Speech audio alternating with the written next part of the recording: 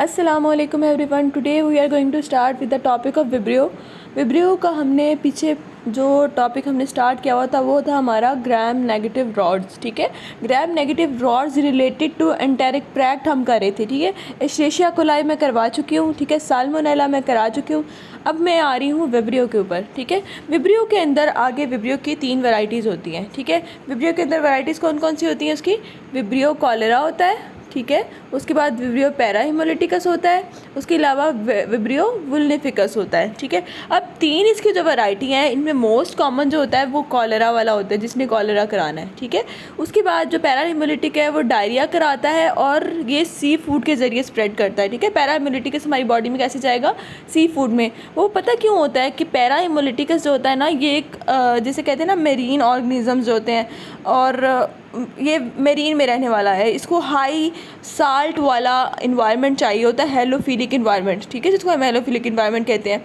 Salt water में रहना पसंद करता है, इसलिए हम जब सी फूड वगैरह खाते हैं तो उसके ज़रिए हमारी बॉडी के अंदर ये जा सकता है। उसके बाद नेक्स्ट जो है ना वो तीसरा हमारा जो है वो वुल्निफिकस है। वुल्निफिकस क्या करता है? वो सेलुलाइटिस और सेप्सिस कराता है। ठीक है, ये इसका काम होता है वुल्निफिकस का। ये दोनों ही सी फूड में मोस्टली प्रेजेंट होते हैं। अच्छा, उसके बाद मैं आ रही हूँ इसकी इंपॉर्टेंट प्रॉपर्टीज़ पे, क्योंकि कोई भी बैक्टीरिया पढ़े ना तो उसमें सबसे पहले आपको इंपॉर्टेंट प्रॉपर्टीज़ उसकी पता होनी चाहिए। ठीक है, उसके बाद उसके जो है आपको ट्रांसमिशन पता होनी चाहिए। उसके बाद 3rd नंबर पे उसका पैथोजेनेसिस पता होने चाहिए। पैथोजेनेसिस में आपको विरुलेंस फैक्टर्स पता होने चाहिए। नेक्स्ट उसका फिर वो डिजीज़ मैकेनिज़्म। उसके बाद आप क्लिनिकल फाइंडिंग्स पे आते हो कि आप उसको डिटेक्ट कैसे करोगे। डिटेक्ट करने के बाद आपको उसकी लैब डायग्नोसिस करनी होती है। देन फिर ट्रीटमेंट पे आते हैं। ट्रीटमेंट आप फार्मा में पढ़ते हो इसलिए यहाँ पे आपको डिस्कस करने की ऐसी ज़रूरत नहीं है। प्रिवेंशन जो बंदा खुद लिख लेता है उसके लिए भी आपको इसमें खपने की ज़रूरत नहीं है। अच्छा, सबसे पहले हम आते हैं इंपॉर्टेंट प्रॉपर्टीज़ के ऊपर। इंपॉर्टेंट प्रॉपर्टीज़ में सबसे पहले इसकी प्रॉपर्टी ये है कि ग्राम नेगेटिव रॉड है, ये हमें पता है इस बात का। ठीक है, उसके बाद इसकी सेकेंड प्रॉपर्टी है कि ये कॉमा शेप्ड होते हैं। ठीक है बच्चों, इसकी ना ऐसे जैसे ऐसे करके शेप होती है कॉमा। ठीक है, कॉमा शेप्ड इनकी होती है जो स्ट्रक्चर होता है। ठीक है, उसके अलावा प्रोफ्यूज़ वाटरी डायरिया कराता है ये। ठीक है, इसमें ब्लडी डायरिया नहीं होना, इसमें वाटरी किस्म का डायरिया होना है जिसको हम कहते हैं राइस वाटर स्टूल्स। ठीक है, राइस वाटर स्टूल होते हैं इसमें। ठीक है, उसके अलावा इसकी एक और प्रॉपर्टी है कि इसमें ऑक्सीडेज टेस्ट, ये जो है ना विब्रियो कॉलेरा, ये आपका ऑक्सीडेज टेस्ट पॉजिटिव देता है। ठीक है, ये देखो ये ऑक्सीडेज टेस्ट पॉजिटिव है। ऑक्सीडेज टेस्ट क्या है कि एक फ़िल्टर पेपर आप लेते हो, फ़िल्टर पेपर के ऊपर आप ऑक्सीडेज ये कॉलोनीज़ लेते हो कॉलेरा की। ठीक है, स्टूल का सैंपल है फॉर एग्जांपल, इसमें सैंपल हम क्या यूज़ करेंगे? स्टूल। तो उसका सैंपल आप उस पर लगाओगे ना फ़िल्टर पेपर पे और उसके ऊपर ऑक्सीडेज रिएजेंट डालोगे। अगर वो ब्लू हो जाता है रिएजेंट तो इसका मतलब ऑक्सीडेज टेस्ट पॉजिटिव है। उस ऑर्गेनिज्म के अंदर ऑक्सीडेज एंजाइम मौजूद है और उसने क्लीवेज कर दिए जो हमने रिएजेंट डाला है ना उसकी, और ब्लू कलर अपीयर हो जाता है, उसको हम कहते हैं ऑक्सीडेज टेस्ट पॉजिटिव है ये। ठीक है, उसके बाद आते हैं इसके 2 टाइप के ग्रुप्स होते हैं सेल वॉल की बेस पे, सेल वॉल एंटीजन की बेस पे हमने इसके 2 ग्रुप्स बनाए हुए हैं। वो 2 ग्रुप सब कौन कौन से? एक तो O1 ग्रुप है और एक नॉन O1 ग्रुप है। O1 ग्रुप जो होता है ना वो एपिडेमिक डिजीज़ में होता है। जब कॉलेरा की जो वबा फैल जाती है ना तो उसमें जो स्प्रेड होता है ना पूरी कम्युनिटी या बहुत सारे लोग अफेक्टेड होते हैं, उस केस में हम कहते हैं कि ये एपिडेमिक स्ट्रेन O1 ऑर्गेनिज्म है जिसने एपिडेमिक करवाई है। ठीक है, उसके बाद जो नॉन O1 ऑर्गेनिज्म होते हैं वो स्पोरेडिक केसेस, मतलब सिंगल पर्सन को होता है, वो एक दूसरे को स्प्रेड नहीं करता एक दूसरे से। ठीक है, वो वाला ये नॉन O1 ऑर्गेनिज्म, इसकी सेल वॉल एंटीजन की बेस पे इसकी क्लासिफिकेशन में 2 टाइप्स आ जाती हैं। उसके बाद इसकी बायो टाइप्स हैं वो भी 2 हैं, जिसमें क्लासिक है और E1 टॉर है। ठीक है, और 3 सीरो टाइप है इसके, उगावा, इनाबा और हिकोजिमा। ये जस्ट नाम देख लो इनके, वरना ये ऐसा इंपॉर्टेंट नहीं है ये। उसके बाद मैंने आपको पैरा हिमोलिटिकस और वुल्निफिकस का बता दिया कि ये मेरीन ऑर्गेनिज्म में होते हैं। ठीक है, मरीन ऑर्गेनिज्म है और सॉल्ट वाटर में ही रहते हैं क्योंकि ये इनको हेलोफिलिक एनवायरनमेंट चाहिए होता है, हाई सोडियम कंसनट्रेशन चाहिए होती है फॉर देयर ग्रोथ।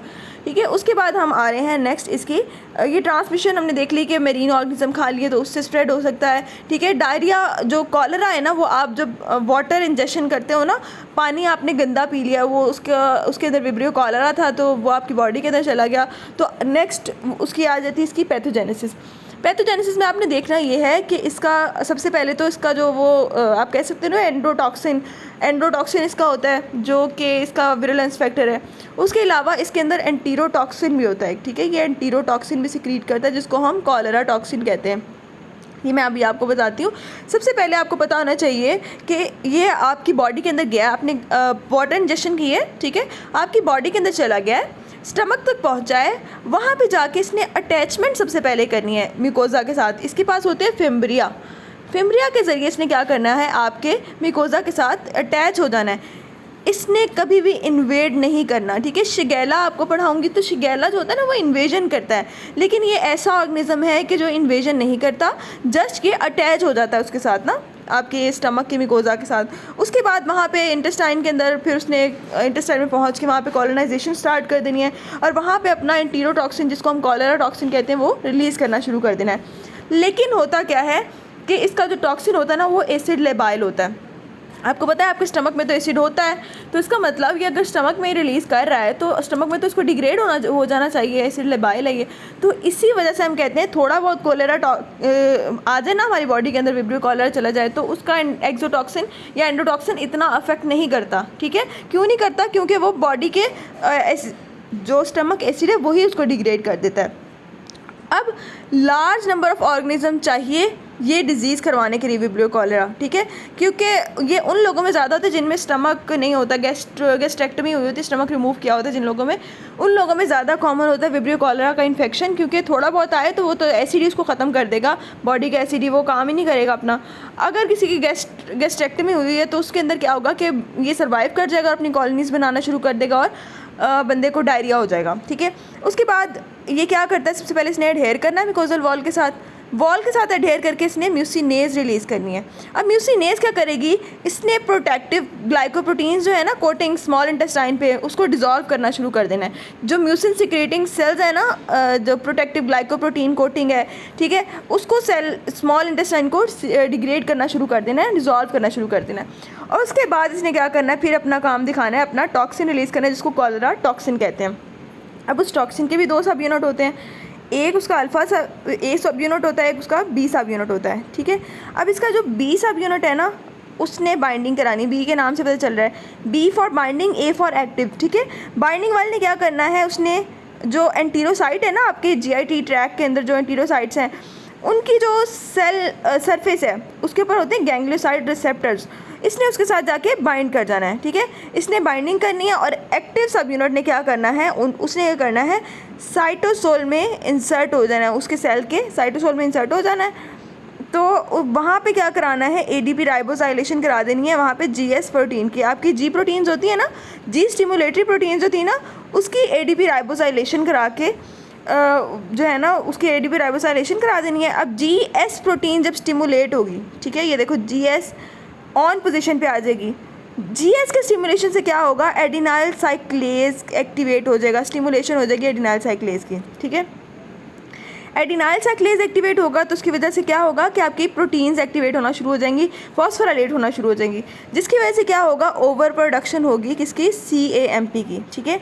CAMP ज़्यादा होगा, उसकी वजह से फॉस्फोराइलेशन जो है आयरन ट्रांसपोर्टर्स की, जो मेम्ब्रेन के अंदर मेम्ब्रेन है ना, मेम्ब्रेन के ऊपर ट्रांसपोर्टर लगे हुए हैं, ट्रांसपोर्टर्स की जब जो है ना फॉस्फोराइलेशन ज़्यादा होगी तो उसकी वजह से क्या होगा कि आपके वाटर और आयंस वो सेल से आउट होना शुरू हो जाएंगे, बाहर निकलना शुरू हो जाएंगे, जिसकी वजह से वाटर इफ्लक्स होगा और वाटरी टाइप का डायरिया होगा, ठीक है। वाटर ही निकलेगा, राइस वाटर स्टूल कहते हैं इसको, हमें वाटरी किस्म का डायरिया होता है। इसमें कोई न्यूट्रोफिल नहीं होगा, कोई RBC नहीं होगा, ठीक है, जस्ट वाटरी किस्म का डायरिया होगा। डिहाइड्रेशन हो जाएगी बंदे को, इलेक्ट्रोलाइट इम्बैलेंस हो जाएगा। वो क्यों होगा, वाटर निकल रहा है, सॉल्ट निकल रहा है, जिसकी वजह से डिहाइड्रेशन और वाटर इम्बैलेंस होता है, इलेक्ट्रोलाइट इम्बैलेंस होता है। उसके बाद इसको इनकोड, ये कॉलेरा जो आपका बैक्टीरिया है इसके अंदर टॉक्सिन कैसे आया, एक वायरस होता है बैक्टीरियोफेज, ठीक है। फेज के पास ये ना क्या कहते हैं, इसका स्ट्रेन होता है। फेज क्या करता है, जब वो फेज इस बैक्टीरिया को इन्फेक्ट करता है ना तो इसके अंदर एंटीरोटॉक्सिन डेवलप होना शुरू हो जाता है, ठीक है। ये इसकी कहानी हो गई। उसके बाद नेक्स्ट आते हैं हम क्लिनिकल फाइंडिंग पे कि बंदा आपके पास प्रेजेंट कैसे करेगा। उसने कहना है कि मुझे वाटरी किस्म का डायरिया हो रहा है, ठीक है, वाटरी डायरिया है, राइस वाटर स्टूल है, यानी ब्लड एफ्लुएंट्स नहीं है उसमें, ना आरबीसी है, ना डब्ल्यूबीसी है, ना ब्लड है, ठीक है। उसको कोई एब्डोमिनल पेन नहीं होगी, ठीक है। लेकिन उसमें क्या है, डिहाइड्रेशन होना शुरू हो जाएगी। डिहाइड्रेशन के साथ और क्या होगा कि फ्लूइड और जो इलेक्ट्रोलाइट है ना उसका इम्बैलेंस होना शुरू हो जाएगा। उस इम्बैलेंस की वजह से क्या होगा कि कार्डियक और रीनल फेलियर के चांसेस बढ़ जाते हैं। अब ये फेलियर के चांसेस बढ़ जाएंगे। उसके अलावा एसिडोसिस, हाइपोकैलीमिया, मोर्टेलिटी रेट इसमें 40% होता है अगर ट्रीट ना किया जाए इसको, ठीक है। उसके बाद आ जाती है इसकी लैब डायग्नोसिस। लैब डायग्नोसिस में आपने क्या देखना है, आपने स्पेसिमन कौन सा लेना है, इसमें हमेशा स्टूल स्पेसिमन लेना है, क्योंकि डायरिया हो रहा है ना तो स्टूल स्पेसिमन यूज़ करते हैं। उसके बाद इसकी मॉर्फोलॉजी जब हम देखेंगे माइक्रोस्कोपी करके तो उसमें पता चलेगा कि ग्राम नेगेटिव रॉड है, कर्व किस्म के रॉड हैं, नॉन स्पोर फॉर्मिंग है। उसके अलावा ये मोटाइल है, ये बात याद रखनी है।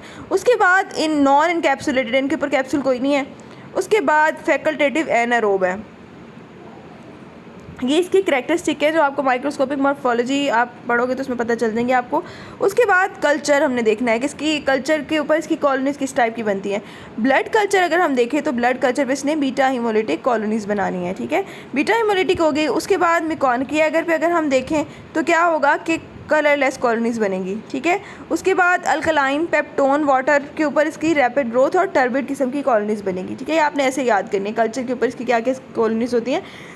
बीटा हीमोलिटिक होता है, ये सबसे इंपॉर्टेंट बात है, इसकी ब्लड डैगर के ऊपर इसने बीटा हीमोलिटिक कॉलोनीज़ बनानी है, ठीक है। उसके बाद इसका एक स्पेसिफिक एगर होता है जहाँ पे TCBS कहते हैं उसको, थायोसल्फेट सिट्रेट बाइसार्ट सक्रोज एगर होता है, ठीक है। उसमें क्या होता है, सक्रोज को फर्मेंट करता है ये और येलो कलर की कॉलोनीज़ इसकी बनती है उसमें। उसके बाद टेस्ट कर लेते हैं इसके। टेस्ट में सबसे पहले इसका ऑक्सीडेज पॉजिटिव है ये, ठीक है। सक्रोज पॉजिटिव है। एग्लूटिनेशन O1 और नॉन O1 एंटीसीरा की अगर हम करें, फिर उसके बाद सीरोलॉजी भी हम इसकी कर सकते हैं, ठीक है। और उसके अलावा TSI पे ट्रिपल शुगर आयरन टेस्ट वाले उसके ऊपर जब हम देखें तो ये आपको पता है एक स्लांट होती है इसमें और एक बट होता है, ठीक है। ये बट है, ये स्लांट है, ठीक है। बट का कलर जो है वो जो है ना वो येलो हो जाएगा, बट का भी और स्लांट का भी, क्योंकि ये सक्रोज फर्मेंटर भी हैं, सारे सक्रोज को भी फर्मेंट कर सकते हैं, इसलिए कलर जो है ना आपके बट का और स्लांट का दोनों का कलर चेंज हो जाएगा जब हम इसमें कॉलरा को ग्रो करवाएंगे, ठीक है। यहाँ तक हमारा था कंप्लीट हो जाता है vibrio cholera. Thanks for watching.